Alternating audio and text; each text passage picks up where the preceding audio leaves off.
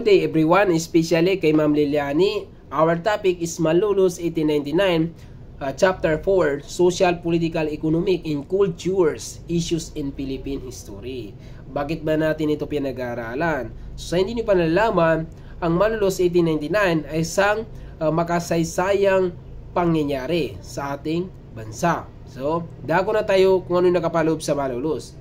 Matapos ang paglakda sa tigil putukan, ang mga pinunong revolusyonaryong Pilipino ay tumanggap ng bayad mula sa Espanya at nagpatapon sa Hong Kong. So ang pangyayari na yun hindi makakalimutan. So lahat naman tayo alam natin na sinakop tayo ng bansang Espanyol. So ang mga leader ng revolusyonaryong Pilipino ay tumanggap sila ng bayad mula sa Espanya bilang kabayaran sa ginawa ng mga Espanyol sa pagpapahirap sa mamayan ng Pilipino. Sa pagkatalo ng mga Espanyol sa mga Amerikano sa labanan loob ng Maynila noong Mayo 1, 1898, inihati ng hukbong dagat ng Estados Unidos si Aguinaldo pabalik sa Pilipinas. Ang bagong reformang revolusyonaryong puwersa ng Pilipinas ay bumalik sa kontrol ni Aguinaldo. So, si Emilio Aguinaldo, o mas kilala natin sa General Emilio Aguinaldo, ay matagal nang nakipaglaban sa mga bansang mananakop, especially ang bansang Spain. So, dahil sa kanyang katapangan, ay binigay sa kanya ang titulong kauna-unang presidente sa bansang Pilipinas bilang reward.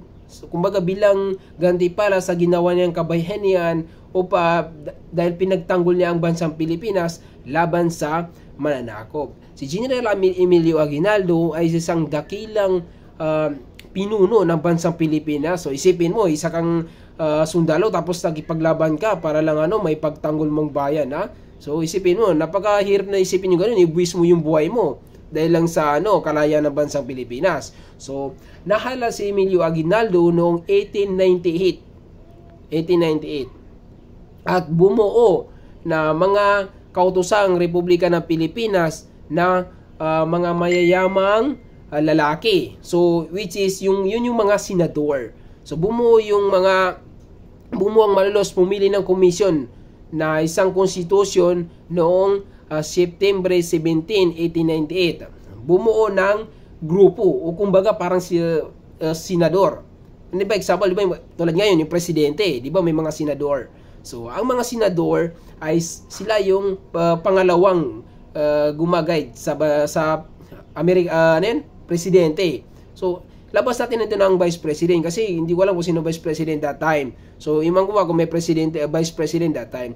So, bumuo sila ng grupo sa mga mayayamang edukadong kalalakihan. So, which is, yun yung mga senador or yung mga pwedeng umalalay kay General Emilio Aguinaldo sa kanyang pamumuno.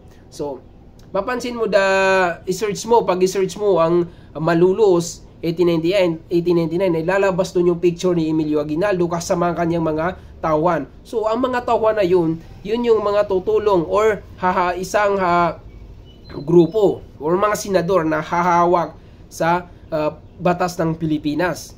So ang ginagawa nila pananatili sa bansang mga batas ng Pilipinas. Kumbaga hindi ko alam kung may vice president that time.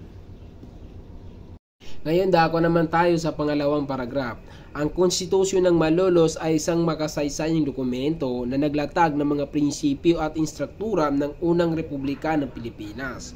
Ito ay naprobaan ng Kongreso noong Nobyembre 29, 1898 at ipinahayag ni Emilio Aguinaldo noong Enero 21, kung saan ang layunin nito ay magkaroon ng pantay-pantay at magkaroon ng kapayapaan sa bansa. At pinagtibay naman ito ng mga ating Kongreso upang hindi mabunyag ang batas na ito. Kasi kung hindi nila ginawa ng paraan, edi sana hanggang ngayon ay nasa kamay tayo ng mga Espanyol. Ngunit dahil sa kanilang katapangan at pagiging matalino ay nagkaroon tayo ng kalayaan at nagkaroon tayo ng mga batas na dapat nila sundin. Ang konstitusyon na may pamagat na The Political Constitution of 1899 ay nakatakda sa Espanyol. So which is parang patama to sa kanila. Ang layunin nito ay paalam sa kanila na dapat magkaroon ng pantay-pantay. So, meron na 39 na artikulo na hinati sa 40 na pamagat. So, ano-ano nga nakapaloob sa artikulo na to? Una-una na dito ay magkaroon ng pantay-pantay, kalayaan, at pagrespeto sa bayan. So, ang artikulo na yon ay magpasa hanggang ngayon ay nananatili pa din. Why?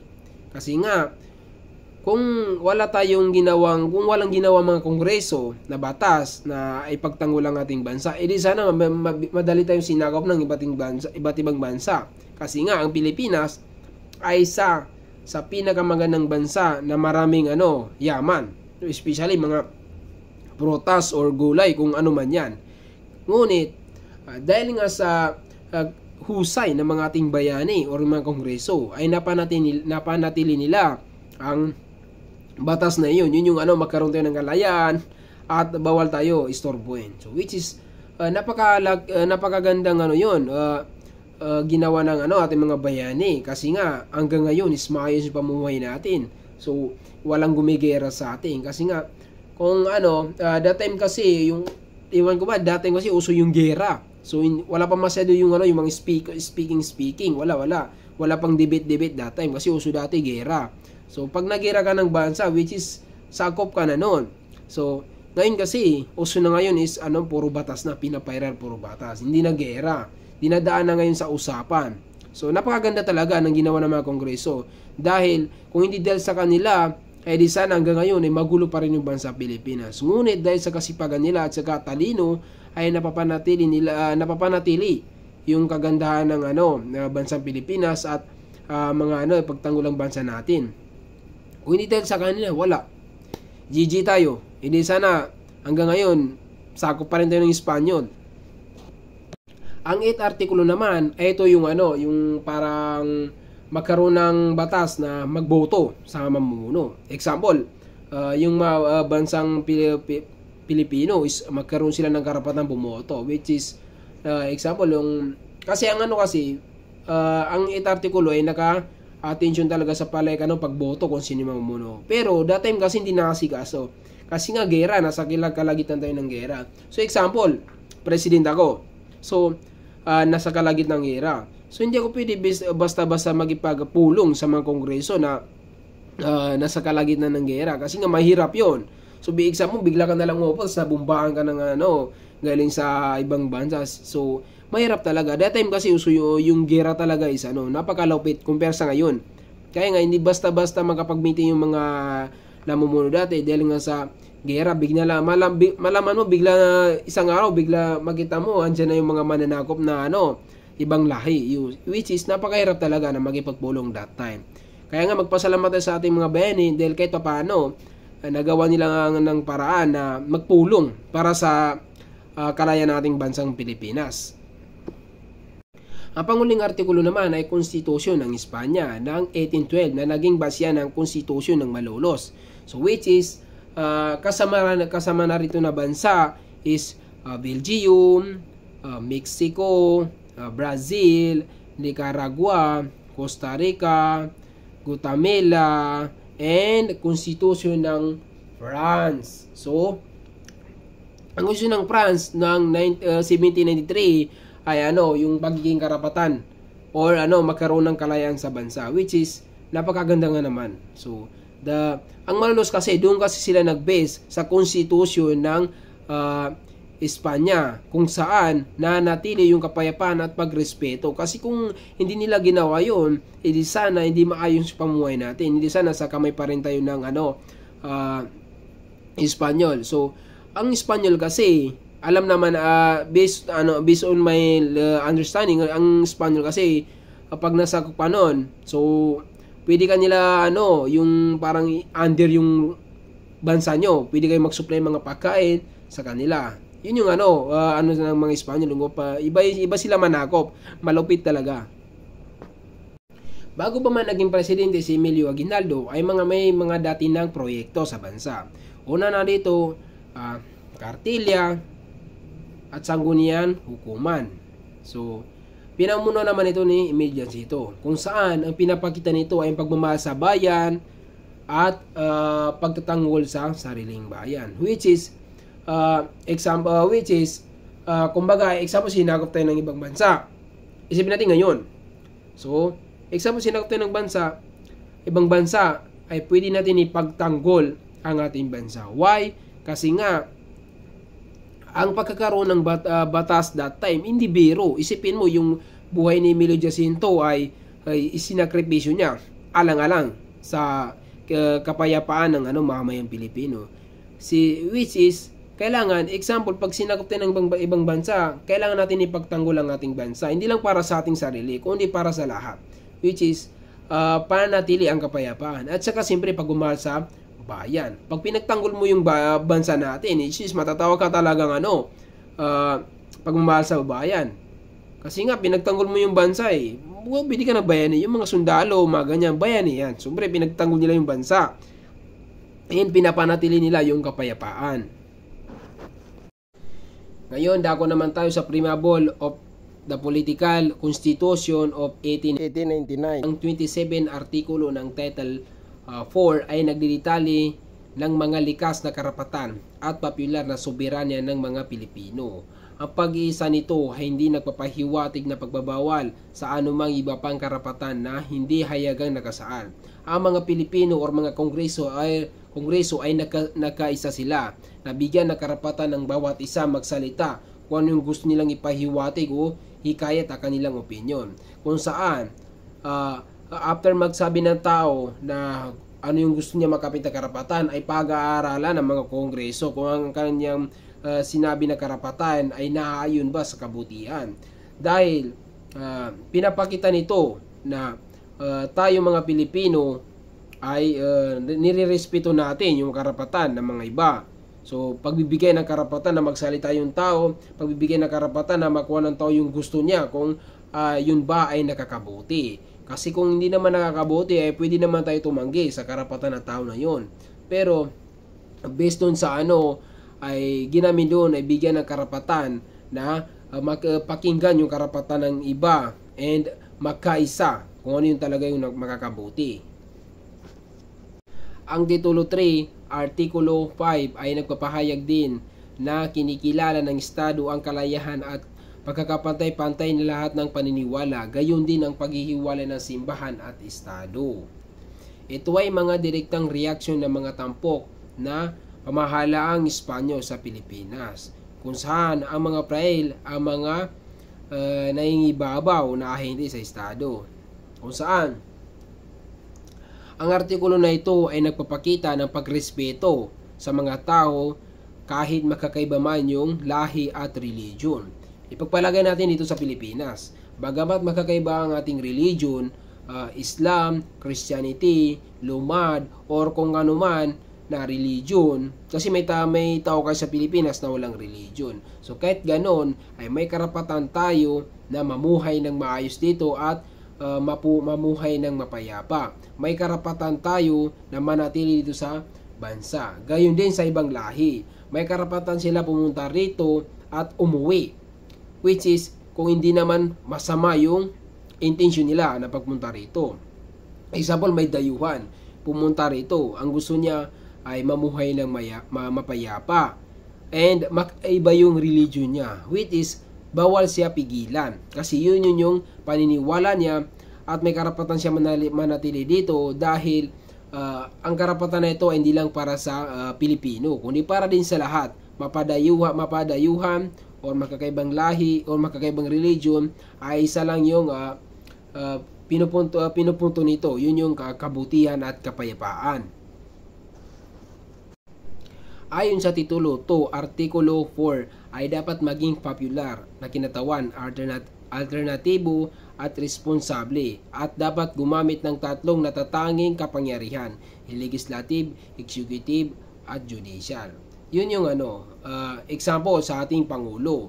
So, kailangan magkaroon siya ng responsable at magandang pamumuno sa ating bansa para mapanatili yung kapayapaan at pagkakaisa ng mga Pilipino. Kasi nga, may mga namumuno kasi na iba yung intention nila. So, parang may presidente na ayun niya makinig sa isang community, tapos sa isa naman gusto niya makinig. So hindi pantay yun. Kailangan sa leader or president ay patas siya makitungo sa nasasakupan niya, which is yun yung dapat magandang gawin upang mamuhay ng patas, tahimik at mapayapa. Walang gulong nagaganap. Kasi may mga bansa kasi na hindi pantay-pantay yung may mga bansa kasi hindi pantay-pantay yung trato sa kanila ng mga namumuno sa kanila. So maraming bansa na yon. Kaya nga nangyayari magpasa hanggang ngayon ay mas malawak yung pangyayaring gulo sa kanila compare dito sa ating bansa. Kasi nga sa kanila ay bukod sa wala medyo hindi nila sinusunod yung karapatan, tapos yung namumuno sa kanila ay hindi marunong mag-handle kung ano yung mga dapat panatili na karapatan. Alam nyo ba, kung ngayon ay 6 na years na pamumuno ng presidente sa ating bansa, dati hindi. Yes, tamang narinig nyo. Kung ngayon ay may vice president tayo, that time ay wala. So, lilinawin ko sa inyo.